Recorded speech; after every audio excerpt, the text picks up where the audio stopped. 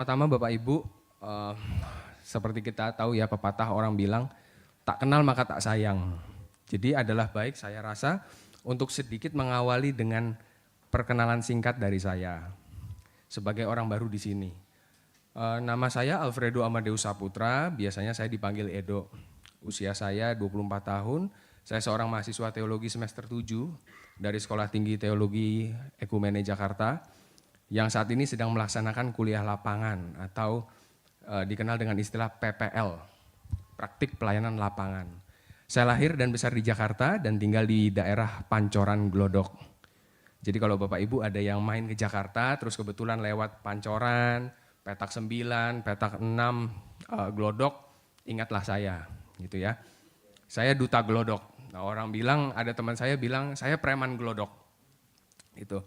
Kemana-mana saya bawa perkenalan ini gitu ya Bapak Ibu ya. Jadi kalau Bapak Ibu ke Glodok, itu dekat rumah saya. Saya tinggal bersama dengan kedua orang tua saya dan adik perempuan saya. Kami melayani Tuhan bersama. Kedua orang tua saya dan adik saya bekerja di bidang bisnis. Saya di gereja begitu ya. Kami sering bercanda, sering guyon gitu. Kalau saya hamba Tuhan, mereka hamba uang. Karena mereka di bidang bisnis, di keuangan kerjanya gitu. Kalau saya hamba Tuhan, gitu. Saya kerjanya di bidang ketuhanan. Keluarga saya hamba uang, saya hamba Tuhan begitu. Jadi lengkaplah dua hamba ini saling melengkapi gitu. Tapi ini bercanda Bapak Ibu. Begitu-gitu mereka juga cinta Tuhan dan punya hati untuk banyak orang. Jadi itu saja saya rasa perkenalan singkat dari saya. Baik Bapak Ibu, sore menjelang malam yang penuh berkat ini saya diberi kesempatan untuk membagikan kebenaran firman Tuhan. Tema khotbah sore ini Bapak Ibu berjudul Didikan Tuhan. Sebelumnya mari kita buka Alkitab di surat Ibrani 12 ayat 5 sampai 6. Nanti minta tolong dibacakan ya. Ibrani 12 ayat 5 dan 6. Dan sudah lupakah kamu akan nasihat yang berbicara kepada kamu seperti kepada anak-anak. Hai anakku, janganlah anggap enteng didikan Tuhan dan janganlah putus asa apabila engkau diperingatkannya. Karena Tuhan menghajar orang yang dikasihinya dan ia menyesah orang yang diakuinya sebagai anak. Baik, terima kasih Pak Erwin. Dan kita akan baca ayat yang kedua. Kita baca surat Titus pasal 2 ayat 11 sampai 12.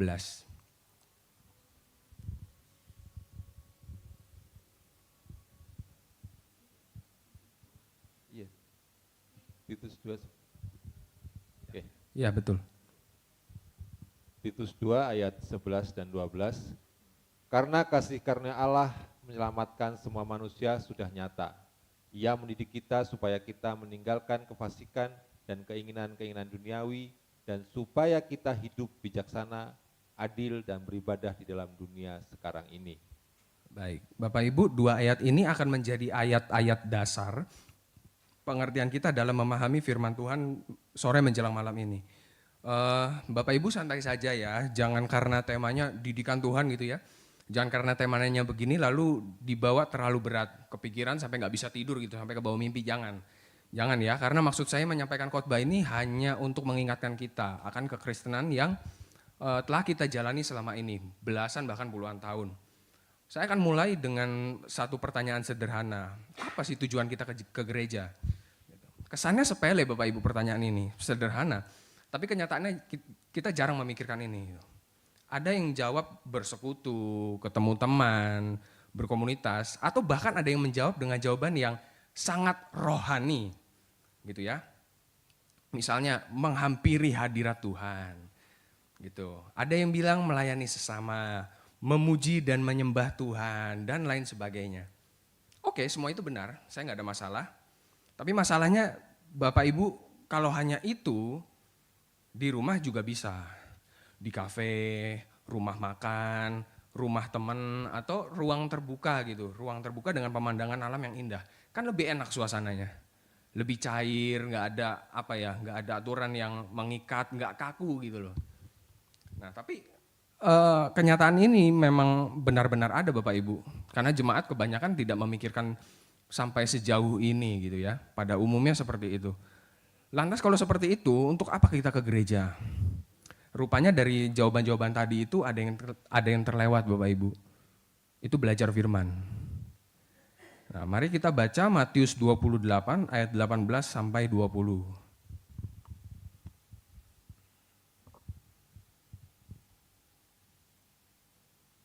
Yesus mendekati mereka dan berkata, "Kepadaku telah diberikan segala kuasa di surga dan di bumi. Karena itu pergilah, jadikanlah semua bangsa muridku, dan baptislah mereka dalam nama Bapa dan Anak dan Roh Kudus.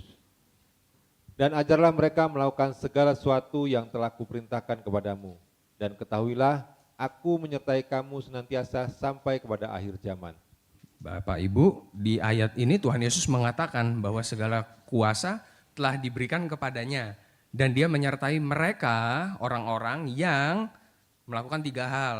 Pertama mengajar, kedua memuridkan, dan ketiga membaptis. Bukan mereka yang senang-senang loh, bukan mereka yang jalan-jalan. Kalau kita melihat konteks ayat ini, itu bukan merujuk pada jemaat yang pasif, tapi murid-murid yang bekerja. Bukan murid-murid yang nganggur ya, tapi murid-murid yang bekerja. Kerjanya ya tadi itu, mengajar orang, memuridkan dan membaptis. Oleh sebab itu tadi di awal saya tanyakan Bapak Ibu, kita ini ikut Tuhan untuk apa? Apa sekadar minta berkat supaya kaya dan nyaman, lalu akhirnya kita terlena dan lupa diri, gak peduli sekitar? Coba kita tanya hati kita masing-masing dan kita jawab dalam hati dengan jujur. Ayatnya jelas Bapak Ibu, Tuhan menghajar orang yang dikasihinya dan menyesah orang yang diakuinya sebagai anak. Jadi kalau Bapak Ibu ikut Tuhan jangan berpikir dan jangan berekspektasi atau berharap hidup pasti enak dan nyaman. Kalau ada yang bilang disertai Tuhan itu sama dengan hidup nyaman, itu keliru. Kenyataannya tidak semua orang disertai Tuhan Bapak Ibu, berdasarkan ayat tadi. Berdasarkan ayat Ibrani tadi, hanya orang yang hidup seperti para rasul lah yang disertai Tuhan. Hidup yang seperti apa? Hidup yang mengajar, memuridkan, dan membaptis. Salah seorang bapak rohani saya, Bapak Ibu, pernah mengatakan kepada saya, seorang Kristen harus bisa 3 hal. Ini tidak berlaku hanya kepada teolog, pendeta, rohaniwan, uskup, tidak. Tapi orang Kristen, termasuk jemaat. Orang Kristen harus bisa 3 hal.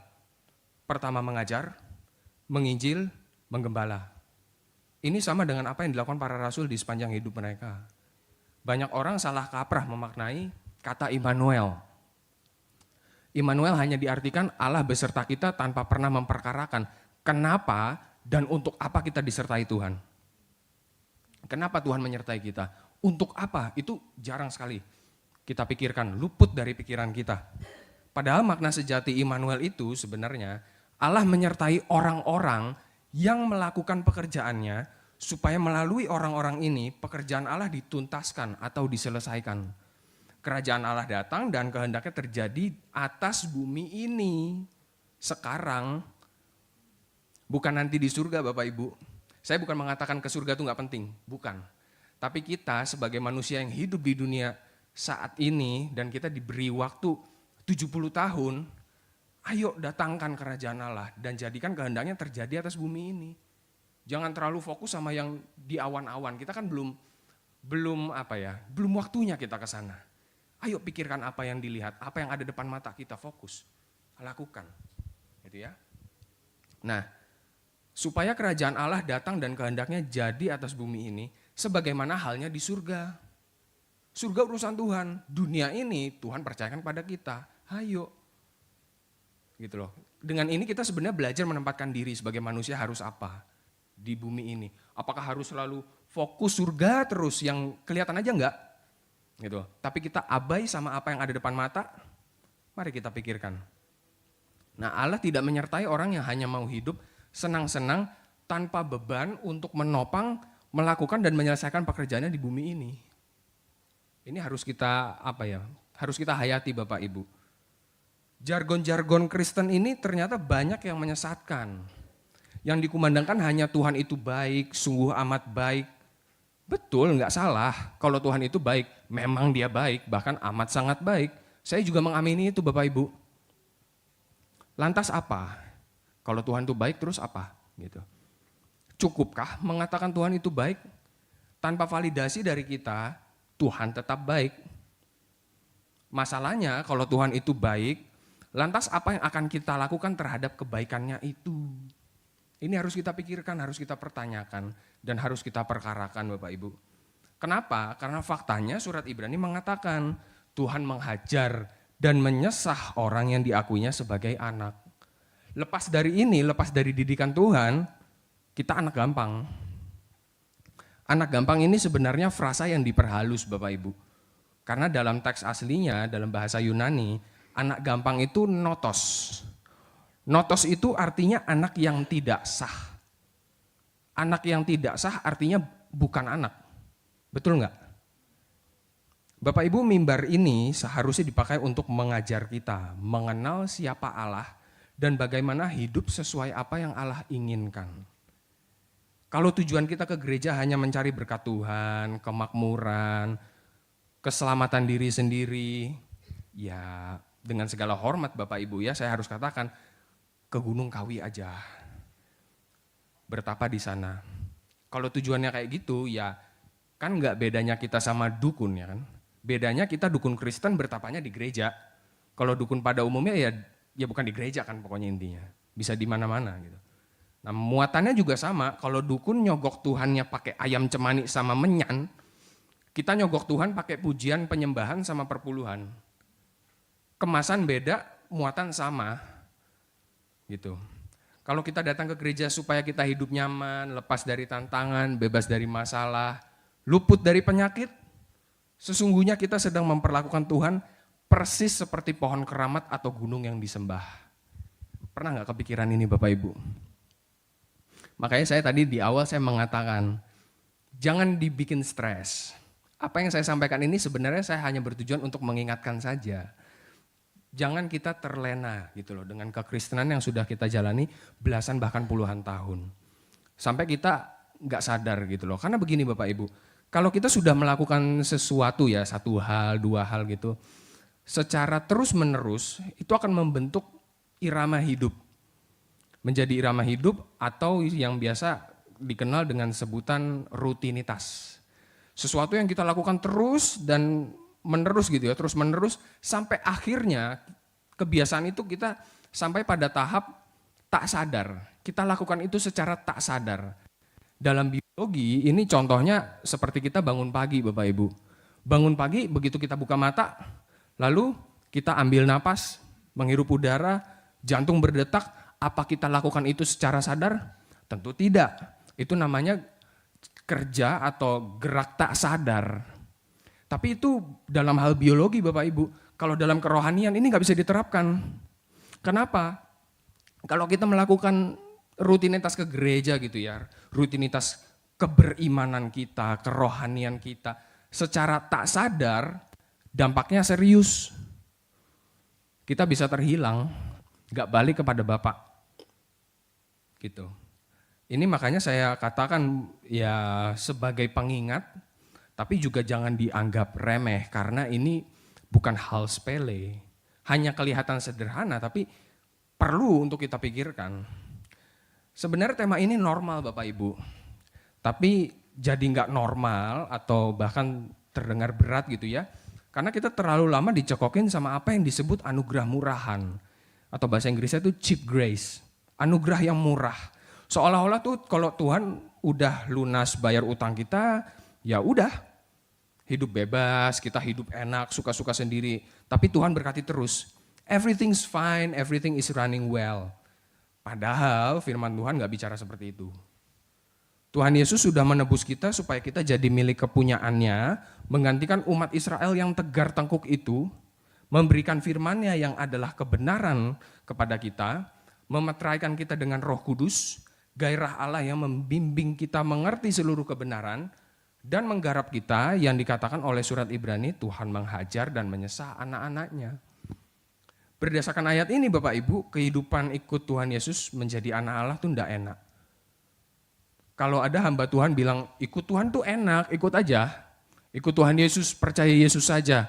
Nanti hidupmu akan diberkati, limpah, enak, bebas masalah. Jangan lagi ke sana, jangan dengerin lagi. itu bukan hamba Tuhan, itu hamba setan. Ini terus terang Bapak Ibu. Karena kalau orang sudah saya melihat fakta ini, kalau orang sudah didoktrin dengan pengajaran yang salah, dan dia terus menerima itu sampai usia tertentu, itu sangat sulit diubah. Saya melihat dengan mata kepala saya sendiri, saya melihat fakta itu. Dulu saya hanya mendengar cerita, tapi akhirnya ketika saya makin bertambah usia, saya melihat itu dengan mata kepala saya sendiri. Itu kenyataan Bapak Ibu, dan itu mengerikan. Betapa mengerikannya kalau kita sudah hidup salah, akhirnya nggak bisa benar lagi. Itu ngeri. Kita bisa mati dalam keadaan yang ngeri gitu loh. Bodoh, hidup dalam ketidakmengertian, itu terus sampai kita mati dalam ketidaktahuan. Itu ngeri Bapak Ibu. Nah, saya itu kadang heran sama orang-orang Kristen yang suka ngomong Tuhan baik, Tuhan baik. Sadar nggak Tuhan itu nggak NPD. NPD itu singkatnya narsis gitu loh. Selalu mencari validasi, harus mencari penegasan bahwa aku tuh baik. Jadi harus ada orang yang bilang, oh kamu tuh baik. Enggak loh. Tuhan tidak NPD, Tuhan tidak narsis. Kenyataannya dia sendiri juga enggak butuh dan enggak minta di ngomong baik. Tuhan baik. Lo tahu dari mana? Saya enggak sembarangan bicara Bapak Ibu. Begini, logikanya ya, kalau Tuhan minta disebut baik, dia tidak akan sembunyi. Dia akan tampil dan memperlihatkan dirinya kepada kita secara terang-terangan sehingga kita bisa lihat dan menyembah dia. Itu logikanya. Kalau Tuhan sembunyi, itu kan ada arti lain. Jangan-jangan memang dia tidak pernah minta dipuji, disembah, enggak. Bapak Ibu, kalau Tuhan itu baik, seharusnya kita berpikir apa yang harus kita lakukan dengan pernyataan itu. Jangan jadikan kebaikan Tuhan sebagai alasan untuk kita hidup meleset, apalagi sampai pada tahap kita menormalisasi atau menjadikannya sebagai hal yang wajar atau lazim. Enggak apalah, Tuhan tuh baik, murah hati Tuhan tuh, dia pasti ampuni. Ini bukan ajaran Alkitab Bapak Ibu. Ingat Roma 2 ayat 4. Tidakkah engkau tahu bahwa maksud kemurahan Allah ialah menuntun engkau kepada pertobatan? Kalau Allah bermurah hati pada kita, itu bukan sebagai sebuah izin untuk kita hidup tidak benar, hidup meleset, hidup sembarangan, suka-suka sendiri. Enggak. Allah bermurah hati supaya kita bertobat dari kehidupan kita yang salah, kita berbalik dari jalan kita yang meleset. Bayangin kalau Tuhan tidak murah hati, Tuhan tidak panjang sabar. Kita bikin salah, disambar geledek, selesai kita. Kalau Allah bermurah hati harusnya kita bersyukur Bapak Ibu. Dengan cara apa? Ya berbalik, sadar dari kesalahan kita dan berbalik. Tuhan tidak pernah menjanjikan hidup enak bagi mereka yang mau mengikut Dia menjadi anak Allah. Firman Tuhan mengatakan bahwa barang siapa mengikut Tuhan Yesus, ia akan mengalami didikan Allah yang menjadikannya anak Allah. Yohanes 1 ayat 12. Dari 1001 alasan Bapak Ibu, saya ambil 3 alasan mengapa kita harus menerima didikan Tuhan. Yang pertama pengenalan, yang kedua kedewasaan, dan yang ketiga keserupaan. Pertama, supaya kita mengenal dan melakukan kehendak Bapa. Matius 7 ayat 21 sampai 23. Silakan dibaca.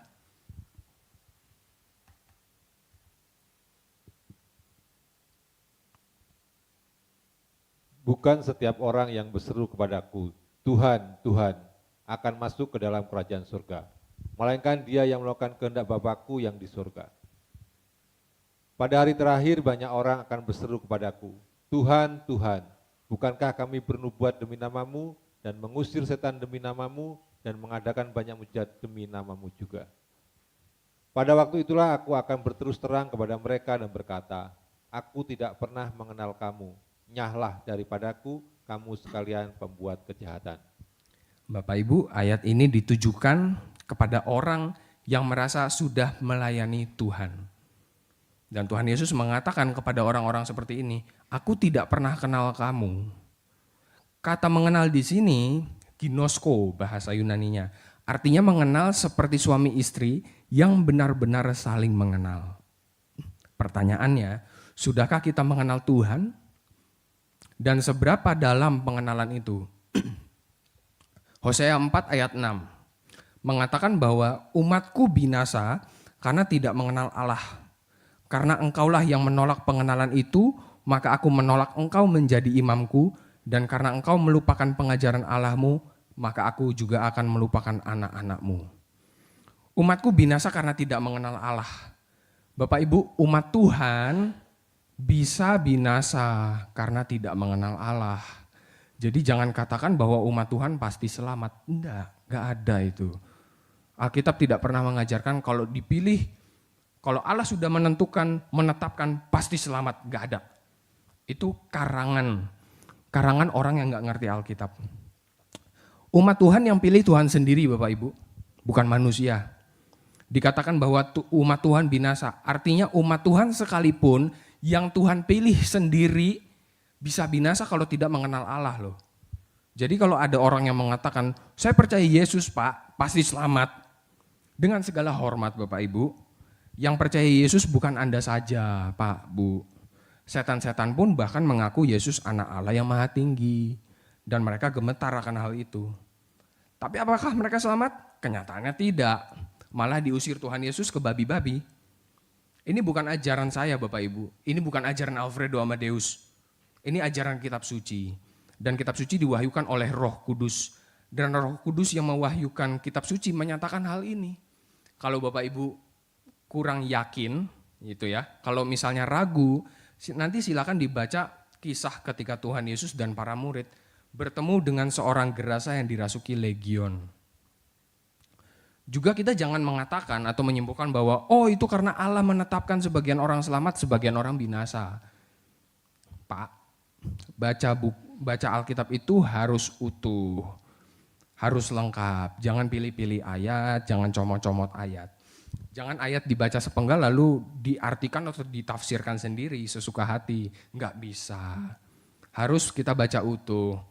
Kan ayat ini masih ada penggalan selanjutnya Bapak Ibu. Dikatakan karena engkaulah yang menolak pengenalan itu.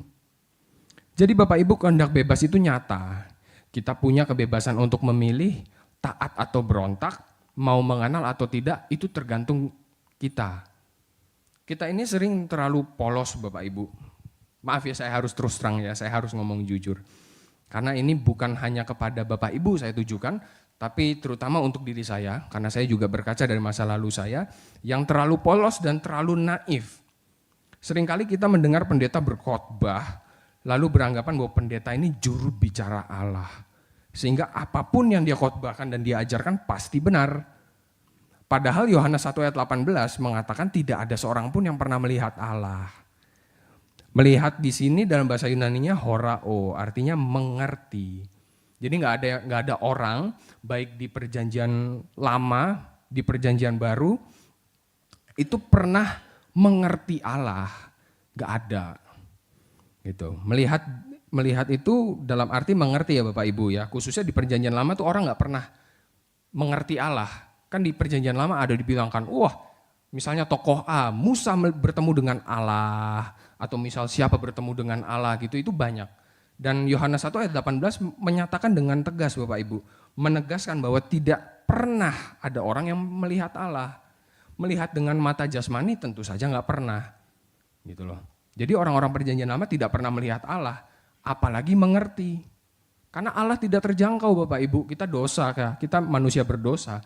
Allah kudus, yang kudus tidak dapat menyatu dengan yang najis. Gitu. Nah, anehnya ya Bapak Ibu ya, banyak orang Kristen masih berpikir kalau mengerti Allah aja nggak pernah, ini malah diterima jadi juru bicara, itu kan aneh ya. Kok bisa jadi juru bicara tanpa pengertian? Nggak ngerti Allah tapi jadi juru bicara Allah. Tapi orang masih percaya Bapak Ibu. Makanya tidak mengherankan apabila banyak orang Kristen lebih taat, lebih cinta, lebih dekat sama pendetanya ketimbang sama Yesus Kristus Tuhan kita. Terlalu banyak orang Kristen membuktikan dirinya jauh lebih mencintai gerejanya dan pendetanya daripada mencintai Tuhan Yesus dan firman-Nya. Omong kosong kalau kita bilang kita mencintai Tuhan Yesus lebih dari pendeta kita. Ini fakta Bapak Ibu. Saya hanya menyatakan fakta tanpa tendensi ke siapa-siapa. Saya cerita sedikit ya Bapak Ibu ya, sewaktu di Jakarta tuh dulu saya pernah sharing, saya pernah berbagi dengan teman-teman saya, dan dalam sharing itu saya mengatakan jangan cinta gereja, pendeta, dan teologi lebih dari cinta Tuhan, itu dosa. Sebesar apapun sebuah gereja, sebaik apapun seorang pendeta, dan seobjektif apapun sebuah teologi, tetap punya kekurangan dan tetap bisa salah. Jadi jangan sampai gereja salah kelola, pendeta salah mengajar, kita malah bela pasang badan. Itu namanya kita sama-sama beli tiket ke neraka. Kalau ada pendeta salah, ya kita beritahu. Dengan begitu kita berusaha menyelamatkan beliau, pendeta yang salah itu, diri kita dan sesama jemaat. Bahkan sesama kita di luar jemaat. Karena sekarang kan sudah ada teknologi online, karena ada YouTube, ada Zoom, bisa menjangkau orang di belahan dunia yang lain gitu loh. Dengan kita memberitahu, barangkali ya harapannya pendeta itu bisa koreksi diri. Oh iya saya salah. Gitu loh. Kita tidak mau orang binasa Bapak Ibu. Jadi kita harus mengupayakan keselamatan orang lain juga, jangan hanya memikirkan keselamatan diri sendiri. Gitu ya.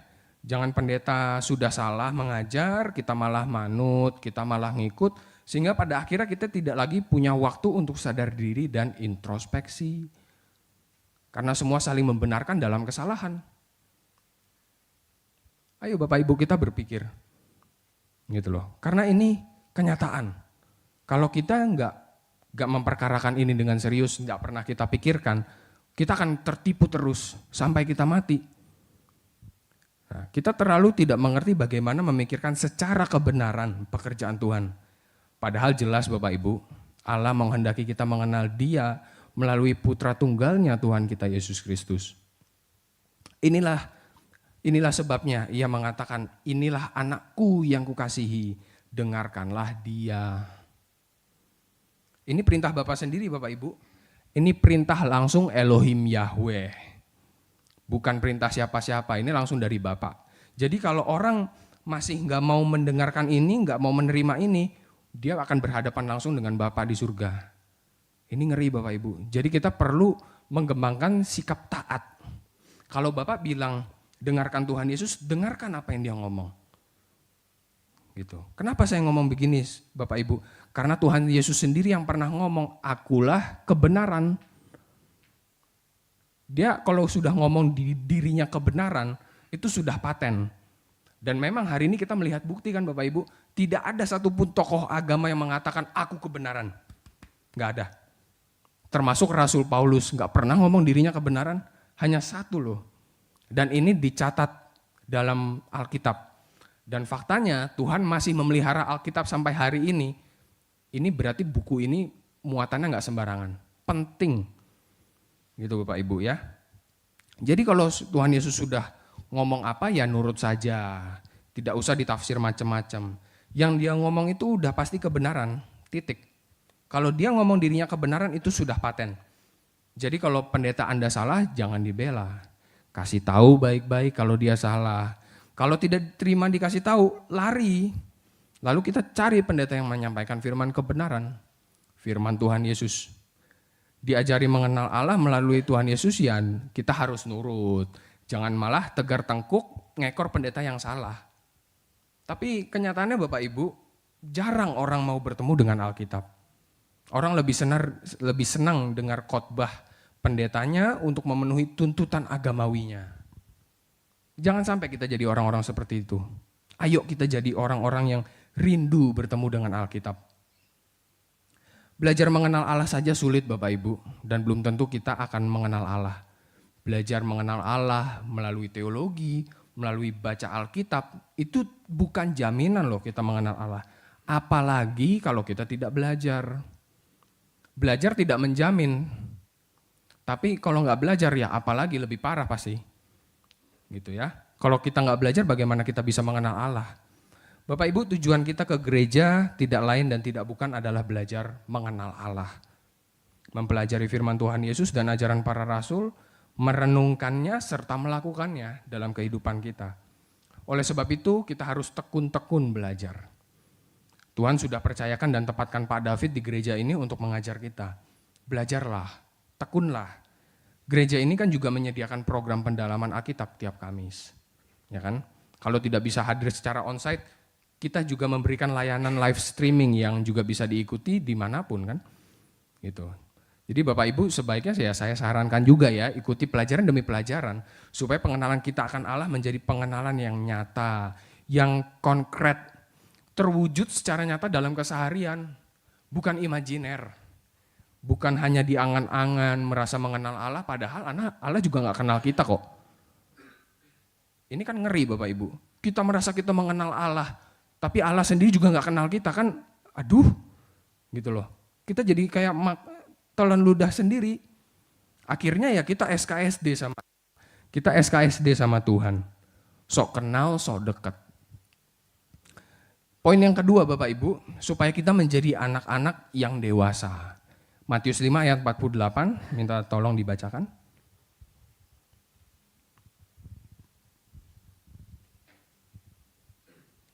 Karena itu haruslah kamu sempurna, sama seperti Bapamu yang di surga adalah sempurna. Ya, ini bukan imbauan Bapak Ibu, ini perintah. Sempurna di sini artinya dewasa, yang meskipun dalam konteks kasih, tetapi perintah ini, perintah untuk menjadi sempurna atau dewasa ini kan seharusnya kita terapkan dalam aspek hidup kita yang lain juga Bapak Ibu. Kita harus dewasa secara kognitif, dewasa secara mental, dewasa secara sosial, dan lain-lain. Memang saya mengatakan dewasa ini bukan dewasa sampai pada taraf seperti Allah gitu ya, mencapai tahap kemahaan, maha tahu, maha baik, kita nggak bisa seperti itu. Tetapi setidaknya kita harus berjuang. Ayo kita berjuang sedewasa mungkin. Karena yang jahat di mata Allah itu bukan berjuang. Allah menghendaki kita berjuang. Yang jahat di hadapan Allah bukan berjuang. Tapi tidak mau all out. Tidak mau berjuang maksimal, semaksimal mungkin. Sampai habis-habisan. Itu yang jahat di mata Allah. Gitu ya. Tetapi kita harus berjuang Bapak Ibu. Mencapai kedewasaan semaksimal mungkin. Sedewasa mungkin. Anak umur 2 tahun ngompol maklum deh. Tapi kalau udah umur 30 masih ngompol, please deh. Kita harus itu bertumbuh Bapak Ibu, harus berkembang, harus mengalami proses menuju dewasa. Bertumbuhlah. Dan yang ketiga Bapak Ibu, sekaligus poin yang terakhir, supaya kita betul-betul menjadi sahabat Kristus yang serupa dengannya. Yohanes 15 ayat 14-15 mengatakan, kamu adalah sahabatku, jikalau kamu melakukan apa yang kuperintahkan. Jangan dipenggal, jadi kamu adalah sahabatku saja. Baca yang utuh, jikalau kamu melakukan apa yang kuperintahkan. Jadi jangan cuma nyanyi ada satu sobatku yang setia. Jangan. Karena Tuhan Yesus nggak pernah meninggalkan kita, ya itu mah nggak usah kita ragukan. Memang Tuhan Yesus setia dan Dia tidak pernah tinggalkan kita. Tapi yang harus kita ragukan diri kita. Tuhan Yesus memang setia, tidak pernah meninggalkan kita. Tapi kita setia nggak? Kita meninggalkan Dia nggak? Jangan sampai Tuhan setia, kita nggak setia. Ini ngeri, bahaya. Justru sebaliknya Bapak Ibu, kita harus setia sebab Tuhan kita setia. Amin nggak? Ada amin? Ingatkan diri kita setiap saat Bapak Ibu, jadilah setia sebab Tuhanmu setia. Bapak Ibu, didikan Tuhan tidak pernah enak, tidak pernah nyaman, tidak pernah mudah, penuh tantangan dan banyak rintangan yang harus kita hadapi, serta masalah yang seolah tak pernah usai. Namun didikan Tuhan tidak akan pernah kita sesali, tidak pernah ada ruginya beriman dan belajar kepada Tuhan Yesus. Tidak ada ruginya kita ikut Tuhan Yesus Bapak Ibu, tidak ada ruginya kita belajar seumur hidup kita menjadi orang benar, yang baik, bijaksana, adil, penuh kasih, lemah lembut, suka berbagi, mengasihi sesama ciptaan. Gak ada ruginya. Dan kita gak akan pernah menyesali ini Bapak Ibu. Karena inilah sejatinya manusia itu. Manusia ciptaan Tuhan. Jadi didikan Tuhan itu justru membuat kita menjadi manusia seutuhnya Bapak Ibu. Bapak Ibu, kita sudah belajar di minggu-minggu dan bahkan bulan-bulan lalu ya, bahwa kudus itu berarti dipisahkan untuk digunakan, bukan untuk disimpan di dalam gudang. Kalau dikatakan bahwa Allah mendidik kita untuk menjadi kudus, itu berarti kita dididik agar berfungsi, berguna, dan bermanfaat bagi sesama ciptaan. Sehingga kebaikan, kebijaksanaan, kasih, dan keadilan Allah dapat dirasakan secara nyata oleh seluruh ciptaan melalui kehadiran kita yang sementara ini. Rindu nggak kita menjadi manusia seperti itu? Sebagai penutup Bapak Ibu, kita baca dulu Roma 2 ayat 4.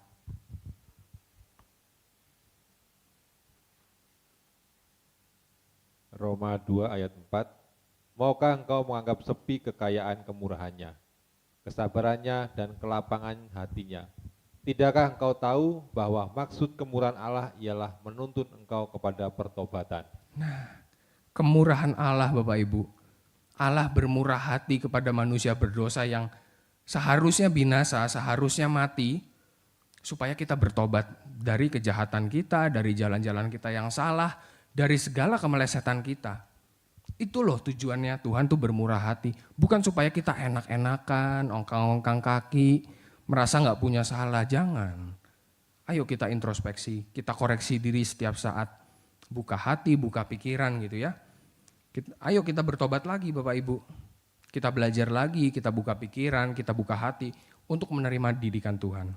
Sebab fakta bahwa Tuhan masih mau mendidik kita adalah bukti bahwa sesungguhnya Tuhan masih mengasihi kita dan masih menganggap kita anak-anaknya.